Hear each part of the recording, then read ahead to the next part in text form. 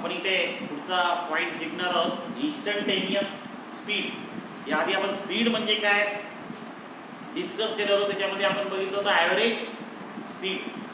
Average speed म्हणजे total path that is travelled during the time interval. It is called as average speed. म्हणजे पूर्णपणे जेवढं काही अंतर तुम्ही चालून गेलेलं आहे त्याला डिवाइड बाय लागलेला वेळ, याला काय म्हणायचं, ॲव्हरेज स्पीड.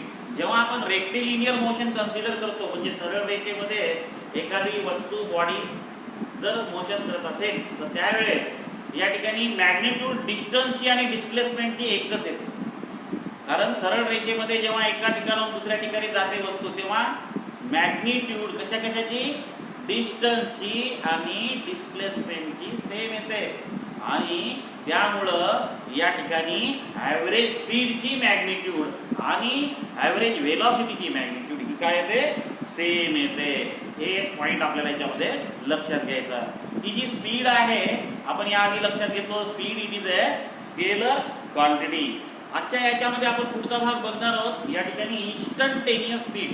आता हे इन्स्टंटेनियस स्पीड म्हणजे काय, की इन्स्टंटेनियस स्पीड म्हणजे काय, की एखादी आपण जे की मोटरसायकल वर जात आहोत आणि त्यावेळेस मोटरसायकलवर जे आपण स्पीडोमीटरमध्ये स्पीड बघतो तर ती स्पीड केव्हाची असते, त्या क्षणाची. इन्स्टंटेनियस म्हणजे काय, the speed that is at that instant.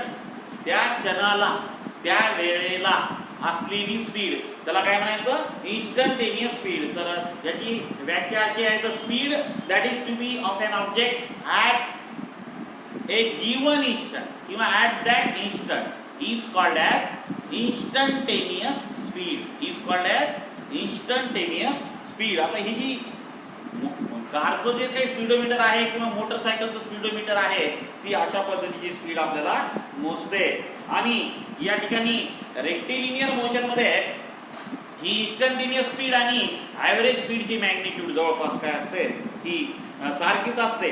तर हे आपण याच्यामध्ये बघितलं आहे. तर या ठिकाणी एखादी वस्तू जर या पद्धतीनं मोशन करत असेल तर त्याची जी स्पीड आपण त्या क्षणाला बघतो आहोत त्याला म्हणायचं इन्स्टंटेनियस स्पीड. तर हा एक छोटासा पॉईंट आपण या ठिकाणी बघितला. म्हणजे स्पीड आपल्याला दोन प्रकारच्या आपण बघितल्या, one is the average speed, another one is the instantaneous speed.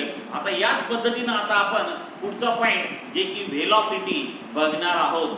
आता व्हेलॉसिटी आणि स्पीड तुम्ही म्हणताल काही वेळेस की हे दोन्हीही पॉईंट किंवा दोन्हीही ज्या की टर्म्स आहेत सेम आहेत, पण आपल्या फिजिक्समध्ये ह्या दोन्ही वेगवेगळ्या आहेत. कारण स्पीड आणि व्हेलॉसिटी, स्पीड ही स्केलर क्वांटिटी आहे आणि व्हेलॉसिटी ही काय आहे, वेक्टर क्वांटिटी आहे.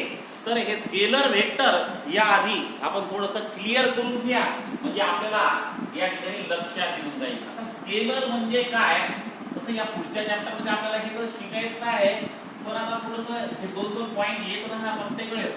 तर स्केलर वेक्टर बद्दल आपण थोडंसं डिस्कस करूया. या ठिकाणी आपल्या फिजिक्समध्ये बघा अशा खूप साऱ्या क्वांटिटी आहेत ज्या की एक या ठिकाणी दोन पार्टमध्ये डिवाइड झालेल्या आहेत. बघा आता याचा जो दोन भाग म्हणजे एक आहे स्केलर आणि दुसरा आहे त्याचं नाव वेक्टर. आता स्केलर म्हणजे काय, की अशा physical quantity that having only magnitude.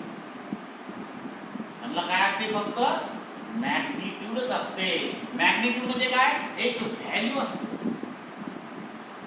आणि अशा पद्धतीनं त्या ठिकाणी त्या क्वांटिटी व्यक्त केल्या जातात, रिप्रेझेंट केल्या जातात.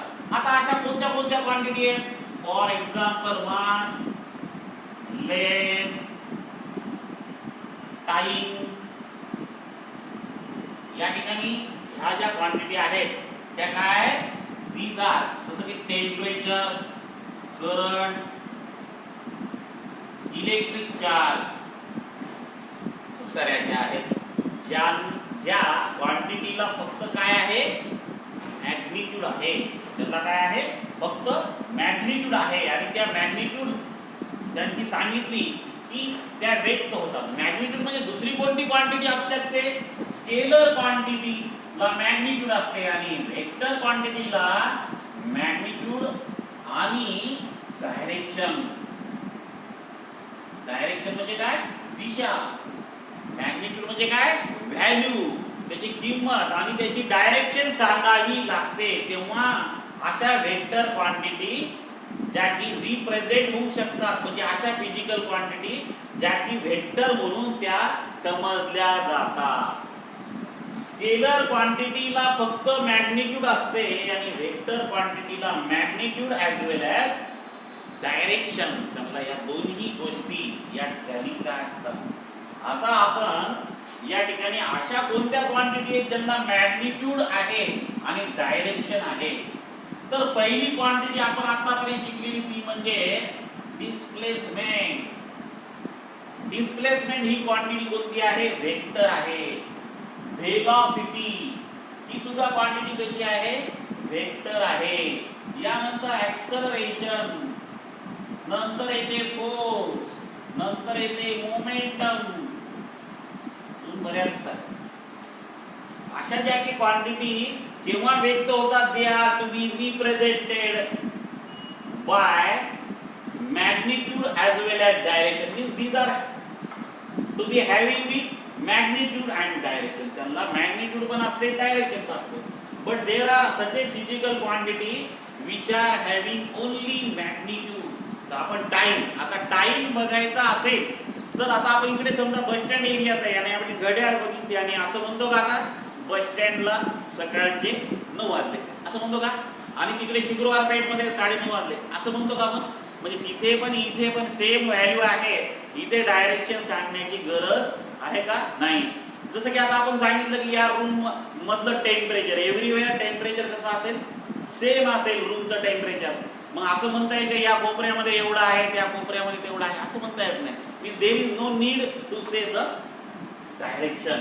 म्हणून या ठिकाणी टेम्परेचर, करंट, ह्या टाइम, ह्या सगळ्या मासला असं म्हणता येत नाही. मास पण ही कशी आहे? स्केलर क्वांटिटी आहे. म्हणजे आपण जेव्हा पूर्ण मास आपल्या वाढीचं सांगतो तेव्हा असं म्हणता येत नाही की माझ्या हाताचं वजन पूर्ण 50 किलो, असं नाही. की आपण टोटल आपली जी बॉडी आहे त्याचं वजन आपण सांगू शकतो 50 किलोग्राम आहे. तर हे आपल्याला अशा क्वांटिटी ज्या की ज्यांना फक्त मॅग्निट्यूड असते आणि त्यांना म्हणायचं स्केलर, आणि ज्यांना मॅग्निट्यूड पण असते आणि डायरेक्शन पण असते त्यांना काय म्हणायचं? वेक्टर. तर हे जे की वरची माहिती फक्त डेफिनेशन आणि आपण एक्झाम्पल बघितले तसे स्केलर आणि वेक्टर. त्याच्यापैकी वेक्टर आपल्याला ही यांचं या क्वांटिटीचं बद्दल आपल्याला खूप डिटेल पुढच्या चॅप्टरमध्ये शिकायचं आहे. पण आता या ठिकाणी माझ्याकडून हे शब्द दोनदा वापरण्यात येत आहेत त्याच्यामुळं तुम्हाला या ठिकाणी थोडंसं क्लिअर केलं.